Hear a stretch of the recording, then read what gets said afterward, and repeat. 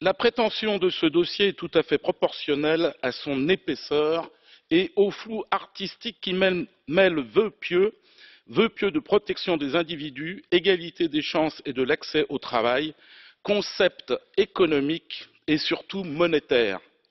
Vous avouez clairement certains buts tels que d'en faire un socle européen des droits sociaux qui puisse servir de boussole à la convergence de la zone euro, disant ainsi clairement que cette zone a perdu la boussole.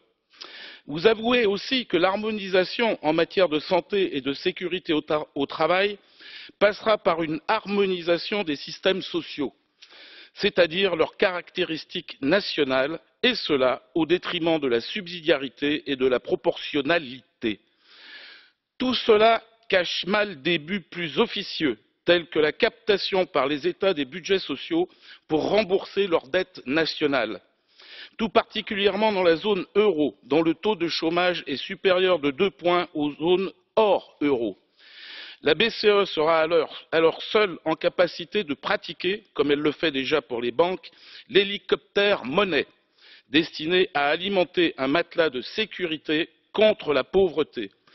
Ce n'est pas une fiction, cela est pour demain. Si l'on en croit les projections à moins de 10 ans, nous assisterons à des pertes massives d'emplois secondaires par la généralisation des procédés numériques et robotiques.